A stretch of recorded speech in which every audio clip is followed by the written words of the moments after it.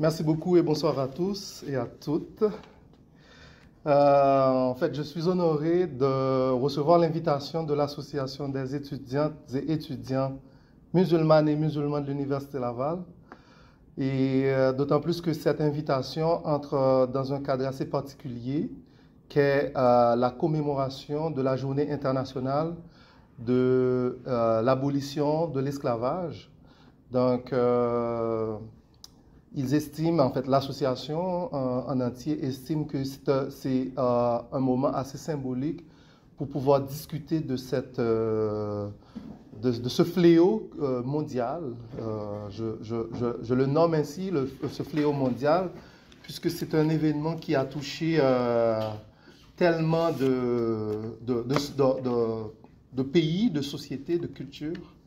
Donc, qu'il est absolument important de discuter de ce qu'on est devenu par rapport à l'impact et les conséquences de ce ravage humanitaire, si je peux l'appeler ainsi. Alors, je vais commencer par vous présenter un peu le plan de ce qui va être présenté. Je commencerai par faire une mise en contexte par rapport à ma recherche, la recherche que je mène en ce moment, et présenter un peu l'objectif de cette recherche et avancer un petit peu sur la problématique, problématiser plutôt pour parler, par exemple, pour parler de l'esclavage, mais comment l'anthropologie, qu'est-ce que l'anthropologie a à y voir, plus ou moins. Et puis,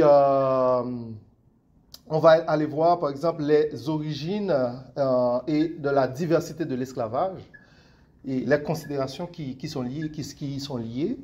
On va passer en revue les mouvements abolitionnistes, puis la période qu'on appelle la période de décolonisation.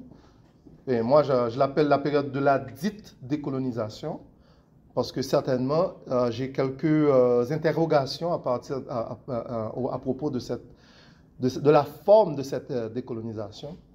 Et puis, il y a une conclusion. Voilà, donc en gros, ça sera ça le contenu un peu, une idée du contenu de ma présentation. Alors, je commence par vous dire que ma recherche doctorale se propose d'étudier la mise en récit de la Croix des Beaux-Salles comme lieu de mémoire de l'esclavage. Elle prend en compte les discours sur ce lieu dans les récits historiques et dans l'histoire orale haïtienne. Croix des Beaux-Salles est connue pour la plus grande porte d'entrée des personnes capturées des côtes africaines vers la colonie de Saint-Domingue, devenue Haïti, pour être vendues et mises en situation d'esclavage dans toute la colonie. Fondée au XVIe siècle, Croix des Beaux-Salles s'est transformée, après l'indépendance d'Haïti en 1804, en un marché de fruits et de légumes. C'est le lieu qui scelle la condamnation de ces captifs vers une vie qui ne leur appartenait plus. Dans un ouvrage publié au XVIIIe siècle par Moreau de Saint-Méry, l'auteur affirme que la Croix des Beaux-Salles est l'un des endroits où sont enterrés les captifs africains non baptisés, donc ce que communément on appelle les Beaux-Salles, morts peu après leur arrivée dans la colonie. Alors, j'ai décidé de travailler sur ce sujet à la suite de ma visite sur l'île de Gorée à Dakar, au Sénégal, à l'hiver 2019. Et sur ce lieu assez symbolique, j'ai pris la mesure d'un usage matériel du passé, de la traite de l'esclavage et de leur mémoire. Et sur ce lieu se trouve la porte du non-retour par laquelle passent tous ceux et toutes celles qui, après avoir été capturés et emprisonnés, devront alimenter la traite négrière. Ceux et celles qui étaient destinés à Saint-Domingue, non colonial d'Haïti, étaient reçus au débarcadère du vieux port marchand, appelé la Croix des Beaux-Salles, pour être vendus, puis mis en situation d'esclavage. Avec l'exemple sénégalais en tête, je me suis immédiatement intéressé à l'étude du récit de la Croix des Beaux-Salles comme lieu de mémoire de l'esclavage, c'est-à-dire comme la porte d'entrée de l'esclavage dans la colonie de Saint-Domingue. Alors, ma recherche espère contribuer à la compréhension des processus sociaux par lesquels la mémoire de l'esclavage est abordée et tissée dans la vie quotidienne, dans un lieu public comme la Croix des Beaux-Salles. Elle entend articuler ces relations contemporaines entre Croix des Beaux-Salles et les récits historiques avec l'histoire orale haïtienne. Elle vise également à étudier les discours construits dans l'histoire orale haïtienne autour de la Croix des Beaux-Salles et à identifier l'extension du terme Beaux-Salles comme dans l'imaginaire collectif haïtien, entendu comme un marqueur de circulation des imaginaires qui ont rayonné à partir de cet espace physique et discursif qu'est la Croix des Beaux-Salles. Si vous ou n'importe qui me posez la question, comment étudier l'esclavage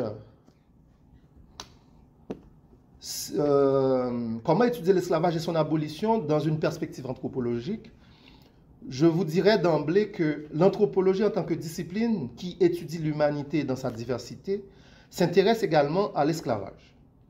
Elle s'intéresse aussi à la manière dont la mémoire de cette institution qu'est l'esclavage est traitée dans différentes sociétés. Sous l'angle de la culture et des représentations, par exemple,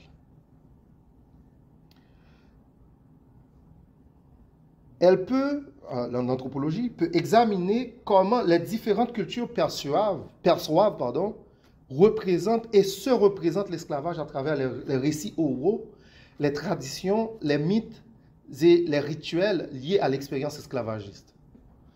Sous l'angle de l'héritage culturel, l'anthropologie peut s'intéresser à explorer l'impact de l'héritage de l'esclavage sur les identités culturelles contemporaines.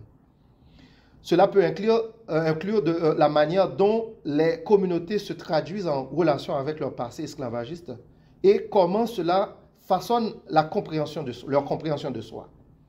Cet angle d'approche conduit nécessairement à parler de la mémoire collective comme concept qui préconise l'intérêt de l'anthropologie vers la manière dont l'esclavage est construit et transmis à travers les générations. Cela peut inclure évidemment les études sur les commémorations, les monuments, les musées et d'autres formes d'expression culturelle qui perpétuent la mémoire de l'esclavage. Sous l'angle des relations sociales, l'anthropologie peut y voir l'étude des relations sociales entre les descendants d'esclaves et d'autres groupes au sein de la société.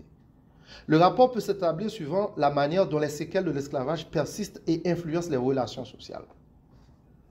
L'anthropologie adopte donc une approche holistique pour comprendre l'esclavage et sa mémoire, en tenant compte des dimensions culturelles, sociales, psychologiques et historiques. Les chercheurs travaillent souvent avec les communautés concernées pour recueillir des perspectives locales et des expériences personnelles, contribuant ainsi à leur compréhension plus nuancée et contextuelle de ce phénomène complexe. Maintenant, les origines, si on veut parler plus ou moins des origines et de la diversité des formes d'esclavage, on dira que l'esclavage a des origines anciennes et a pris différentes formes à travers l'histoire, reflétant la diversité des sociétés et des cultures.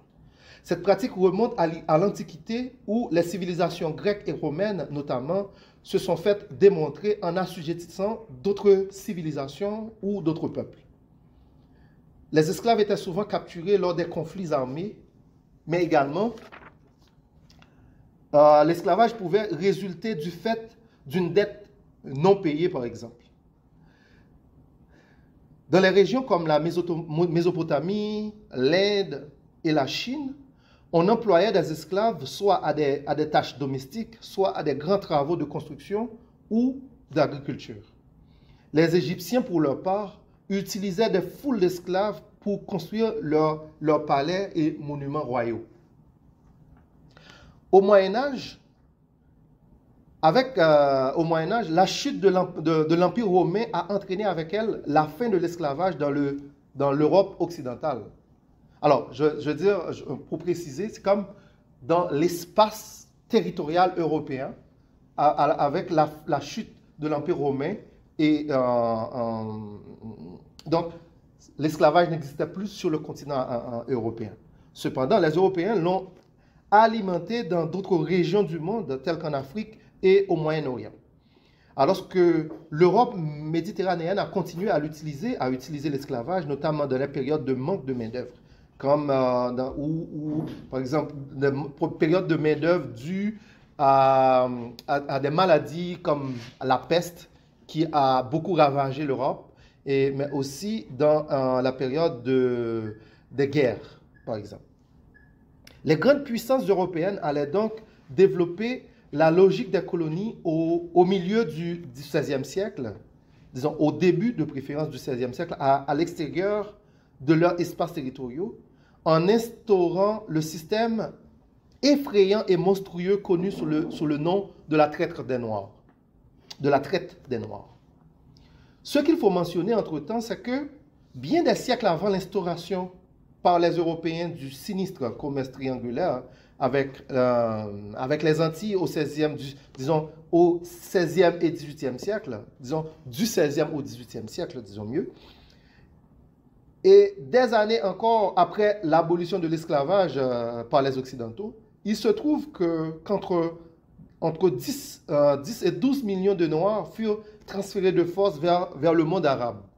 Donc, c'est l'une des thèses qu'un auteur tel que Claude Meilhassou, un anthropologue tel que Claude Meilhassou, qui s'intéresse beaucoup à l'Afrique occidentale, à l'Afrique de l'Ouest, mais aussi avec un auteur comme Murray Gordon. Donc, ils font mention de cet aspect de l'esclavage qui existait depuis le XIIe siècle jusqu'au XXe siècle dans le monde arabe. Celles et ceux qui survivaient devenaient domestiques, concubines, guerriers, etc.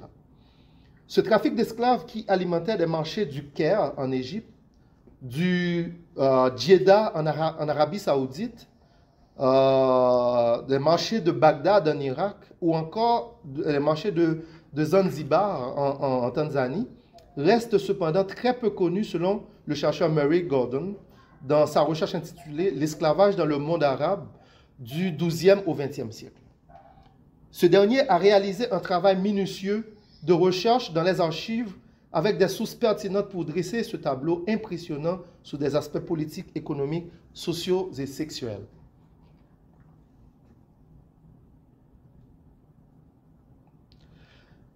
Considération sur les mémoires liées à l'esclavage. Le contexte géographique de la mémoire liée à l'esclavage fait intervenir la notion de mémoire ou bien la notion de mémoire plurielle, en ce sens qu'elle renvoie à des réalités vécues différemment selon les diverses régions du globe touchées par ce phénomène. Par exemple, aux États-Unis, les Noirs ont toujours été en situation minoritaire, ce qui n'est pas le cas pour Haïti et le reste de la Caraïbe. Dans le cas d'Haïti, une révolte générale a eu lieu dans la dernière décennie du XVIIIe siècle pour accoucher à l'indépendance du pays en 1804. Ce que Michel Rolf-Trouillot, un anthropologue haïtiano-américain, qualifie d'événement impensable. Cette révolte a pris du temps à s'organiser, mais quand elle s'éclata, il lui a suffi de seulement 2 années pour changer la structure économique de cette colonie et donner aux esclaves le statut de libre, de personnes, d'hommes et de femmes libres. L'esclavage y sera alors à jamais banni dès la première constitution de l'ère nationale. Alors, on parle de la constitution de 1805, pour ceux qui connaissent la réalité politique, qui ne connaissent pas la réalité politique haïtienne. En Haïti, les gens mobilisent d'autres ressources dans leur lutte politique que celle de la mémoire de l'esclavage. Et la mémoire de l'esclavage y joue un rôle moins grand que chez les Noirs aux États-Unis, où cette notion est centrale. Donc, en fonction de la réalité que vivent les populations, ces dernières convoquent des éléments propres à leur situation. Quoique élaboré dans un contexte et à une période défavorable à sa dissémination, les recherches ayant servi à apporter un regard nouveau sur la mémoire de l'esclavage sont celles de Claude Meilhassou, dont je vous ai parlé, menées en Afrique. Il était l'un des anthropologues de son époque et de son entourage à s'intéresser à cet objet de recherche. De son avis, l'esclavage n'a pas seulement détruit la vie de personnes directement touchées, mais aussi a laissé des traces qui, des siècles plus tard, plongent leurs descendants dans un déséquilibre de vie qui peine à remédier. Il faut préciser cependant que Meassou s'est surtout penché sur l'esclavage au sein des sociétés africaines, en particulier en Afrique de l'Ouest. Dans son approche marxiste, il s'est beaucoup intéressé au mode de production du système esclavagiste sur le continent africain. À côté de cela, il a passé en revue l'esclavage qui a existé dans la société arabe, comme je vous l'ai cité tantôt, depuis le 8e siècle. Pardon. Il a néanmoins fait une ouverture sur la traite atlantique dans ses travaux. Depuis ces travaux, les Amériques et le reste du continent africain ont été mis en examen à différents niveaux en ce qui a trait à l'esclavage. Là, on fait référence à des auteurs qui ont beaucoup travaillé sur cette question. Il y a Paul Gilroy, il y a Carlos Elius, il y a Myriam Cotias, il y a Christine Chivalon. Ce sont tous des intellectuels dans le monde, enfin, dans le domaine des sciences sociales et humaines qui se sont penchés sur, sans oublier Ana Lucia Araujo, qui d'ailleurs est notre aînée. Elle a fait ses études doctorales ici au département d'histoire à l'Université Laval. Je peux vous couper? Oui. Il y a quelqu'un qui a dit, il semble que la slide ne correspond pas à ce que vous dites. Est-ce que vous êtes... Non, non, je suis dans les considérations sur la mémoire de l'esclavage. Ok, parfait, merci. Donc, sur le continent africain, bastion de l'approvisionnement des esclaves aux Amériques, les conséquences de la traite et de l'esclavage peuvent être qualifiées de catastrophiques. Araujo pense que ce déficit démographique résultant fut considéré comme étant à l'origine du sous-développement de l'Afrique. D'abord, la traite des esclaves retira au continent son capital humain. Ensuite, le colonialisme lui enlèvera ses richesses naturelles et pilla son patrimoine culturel et artistique. De cette affirmation, on conclura que, sous l'effet de ces déplacements massifs de population, les sociétés africaines ont véritablement subi de profonds changements dont elles subissent encore aujourd'hui les conséquences. Francine Saillant, dans plusieurs de ses publications, a consacré beaucoup de réflexions aux diverses formes de manifestation de la mémoire de l'esclavage au Brésil notamment, aux revendications identitaires, aux enjeux de citoyenneté y associés au regard du passé de l'esclavage et à la question de la réparation des torts. Ces réflexions touchent également en profondeur le regard de l'anthropologie sur l'esclavage dans les sociétés contemporaines. Toujours dans les considérations sur les mémoires liées à l'esclavage, on se retrouve dans les Antilles anglaises, mais surtout dans les Antilles françaises aussi. La même réalité plane dans le quotidien des anciens fils et anciennes filles d'esclaves qui ne sont pas parvenus à remémorer leurs douleurs du passé ou leurs mémoires ont été minorées, voire occultées.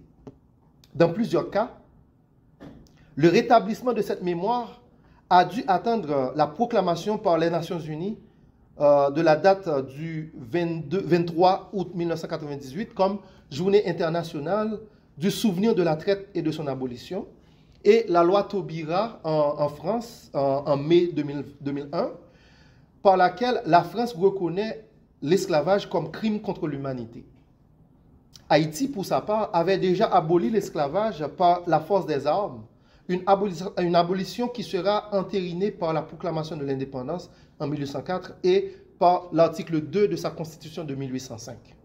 Il faut néanmoins admettre que la contribution de l'Europe dans l'inventaire des lieux, des monuments représentant la mémoire de l'esclavage est très significative pour l'idée de la mise en public de la mémoire de l'esclavage.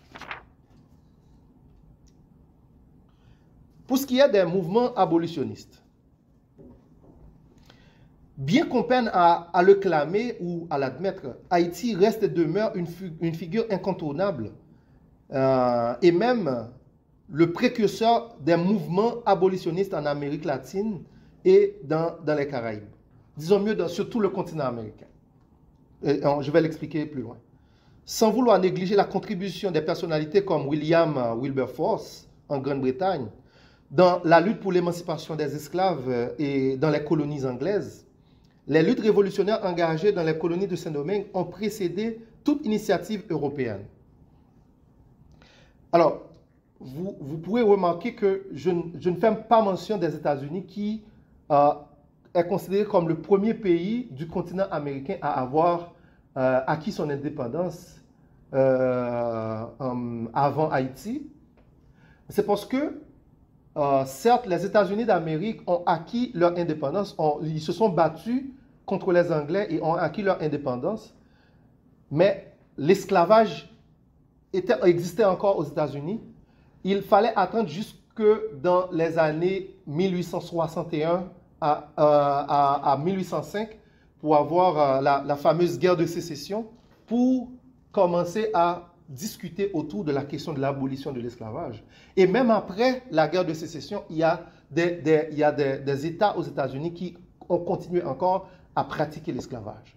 Donc pour nous, parler de l'abolition de l'esclavage sur le continent américain, Haïti est la seule référence par rapport aux luttes qui ont été menées à la fin du XVIIIe siècle et au début du XIXe siècle.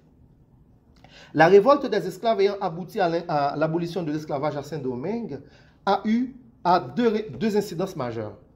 La première consiste en le fait que la mémoire officielle partagée et acceptée de tous et de toutes visait à déconstruire un mode de pensée instauré par le système esclavagiste. Elle visait à restaurer la dignité humaine par la glorification des prouesses des héros de l'indépendance. La deuxième incidence réside dans le fait que les acteurs de l'histoire et leurs descendants ont vécu une réalité plus complexe que celle consignée dans les archives et les manuels d'histoire. La révolte n'ayant pas été acquise automatiquement face à l'establishment impérialiste, même après l'indépendance d'Haïti, les nouveaux libres se sont engagés dans une lutte constante pour la reconnaissance et la légitimation de leur droit à la liberté et à l'autodétermination. Tel que l'a souligné l'historien Marcel Dorigny en introduisant le sociologue Jean Casimir dans une intervention au Collège de France en juin 2019, Marcel Dorigny a eu à noter ceci. Haïti n'a été reconnu par aucune puissance de l'époque. Au contraire, en 1815, soit 11 ans après qu'Haïti ait été déclarée indépendante, les puissances européennes réunies à Vienne reconnaissent les droits de la France sur Saint-Domingue. Notez bien que Haïti est déjà indépendant, mais les puissances esclavagistes le qualifient encore de colonie de Saint-Domingue. En d'autres termes, reconnaissent les droits de la France sur Saint-Domingue, fin de citation. Entre autres, pendant plus de 11 années, Haïti est considéré par la France comme colonie dissidente. Casimir s'appuie sur les réflexions avancées par l'historienne Marlène Do dans Baron de Vathey and the Origins of Black Atlantic Humanism pour analyser la mise à l'écart d'Haïti nouvellement indépendante. Casimir en vient à la réflexion suivante. Je cite, « Le pays n'est pas mis au rencard. Si la révolution haïtienne et de Vathey avec elle refuse un monde où la personne est l'objet par excellence d'un commerce, ils choisissent eux-mêmes de se replier, de couper les amarres avec le monde moderne. » Fin de citation. À cet effet, Haïti s'est retrouvé à se battre, selon Casimir, pour inventer une formule de modernisation sans esclavage au tout début du XIXe siècle. Alors, pourquoi je fais mention de la Shoah comme un prétexte pour remettre la question de l'esclavage et de son abolition sur la table? Je vais commencer par une réflexion d'un intellectuel français du nom de Paul Ricoeur, qui se sont formulés après la Deuxième Guerre mondiale au prisme de sérieuses préoccupations dans le monde occidental. Les populations européennes se sont trouvées confrontées à des traumas causés par la guerre et les manières d'y faire face auront une incidence bien au-delà de l'histoire européenne. La définition du statut du témoin, par exemple, chez les victimes de l'Holocauste, ce qu'on appelle notamment la Shoah, fera en sorte que celles-ci s'inscrivent comme un phare, non seulement parce qu'elles sont les pionnières d'une nouvelle conscience historique, mettant les victimes en avant-plan, mais aussi parce que, ce faisant, elles érigent une mémoire qui est devenue le modèle de construction de la mémoire. Alors, du point de vue de Paul Ricoeur, ces victimes sont ainsi perçues par Ricoeur comme, par excellence, des délégués auprès de notre mémoire de toutes les victimes de l'histoire. La manière dont Ricoeur aborde Auschwitz porte à considérer le témoin et son vécu comme les dépositaires de la narration historique. Alors, c'est cette situation qui va soulever un peu les intellectuels noirs, tant aux États-Unis qu'en Afrique et en Haïti, à confronter mais vraiment le statut du témoin, pas le statut du témoin, mais surtout confronter cette concurrence de mémoire. Donc, on va commencer à soulever la question de savoir, mais ok, la Shoah a eu lieu pendant à peu près 10 ans. Mais comment ose-t-on comparer 10 ans d'horreur à plus de 300 ans d'un événement qu'on n'a même pas encore inventé le nom? En aval de ces réflexions sur la mémoire de la Shoah se placent des courants intellectuels revendiquant de considérer la question noire ou les intérêts de l'homme noir au même niveau que celle-là.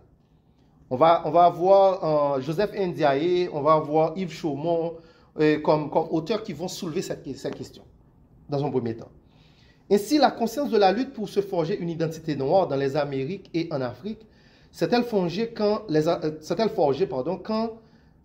engagée, disons mieux, quand les intellectuels noirs ont réalisé qu'ils se trouvent confrontés à une volonté manifeste chez certains de passer sous silence la culture noire et les conditions historiques de production de cette catégorie.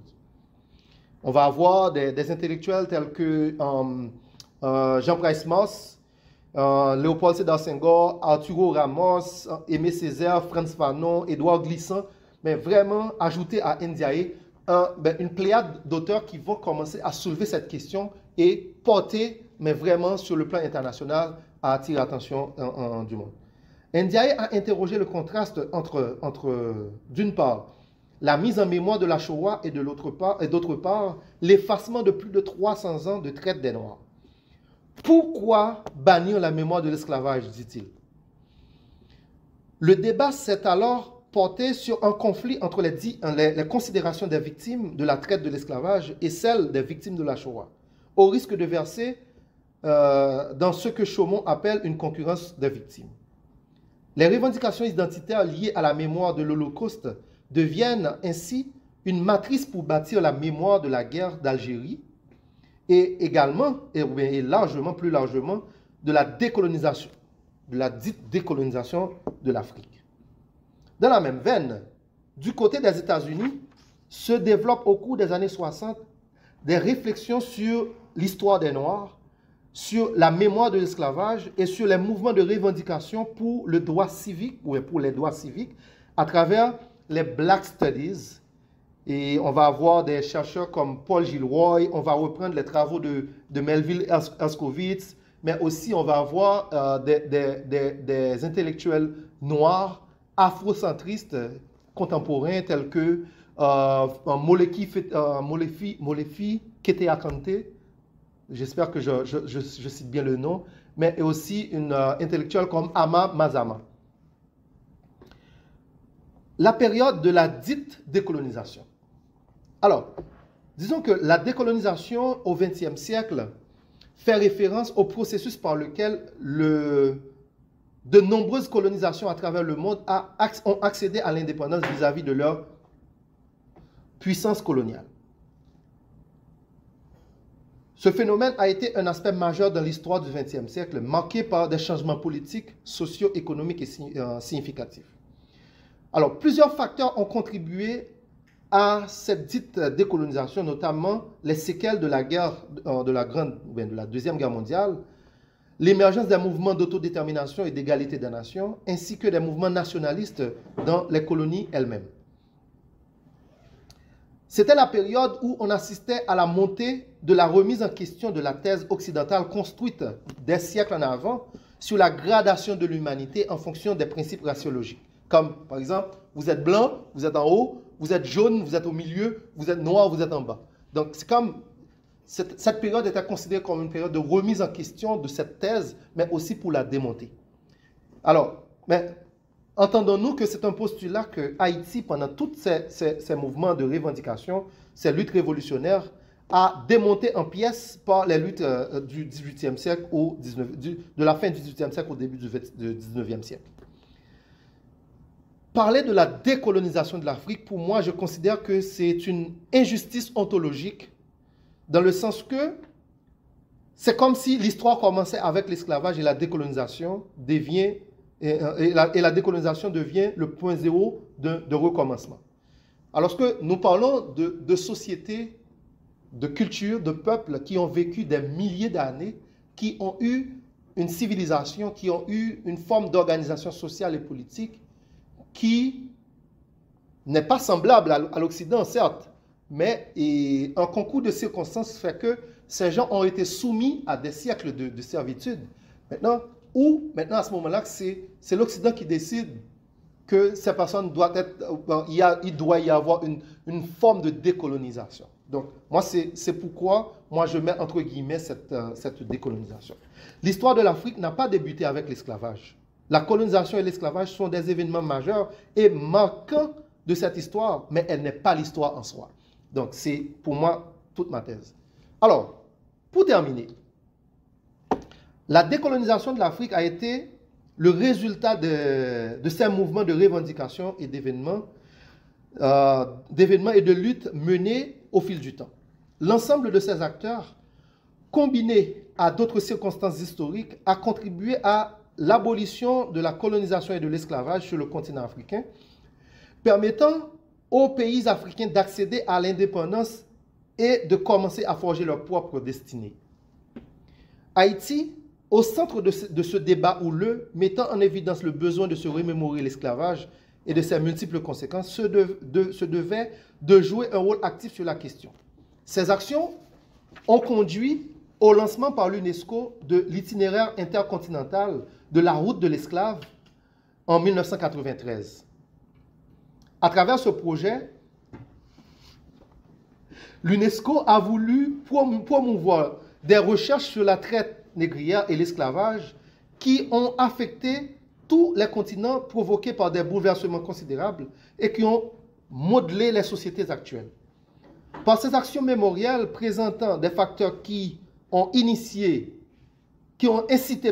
l'UNESCO à accélérer la mise en œuvre de ce projet, un juriste sénégalais, Doudou Diène, a insisté sur le silence sur le fait historique et l'invisibilité des victimes comme revendication historique et mémorielle face à cette tragédie humanitaire. Ce sont là des réalités qui, de la vie de Jean-Ronald Augustin, servent d'obstacle à la compréhension mutuelle et à la réconciliation et à la coopération entre les peuples. L'esclavage a laissé un héritage très lourd, complexe et omniprésent à l'échelle mondiale. Cette exploration anthropologique a mis en lumière les origines de l'esclavage, son impact durable sur la société et les efforts connus pour l'abolir. Comprendre cette trajectoire est essentiel pour aborder les défis contemporains liés à l'esclavage et promouvoir une vision de l'humanité fondée sur la justice, l'égalité et le respect des droits humains. Sur ce, je vous remercie.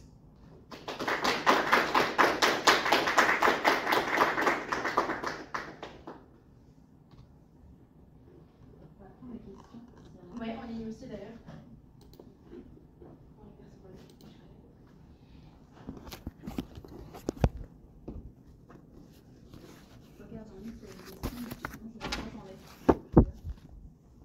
Je vais mettre la caméra sur vous, ça, on va pouvoir vous voir étant donné que la présentation est terminée.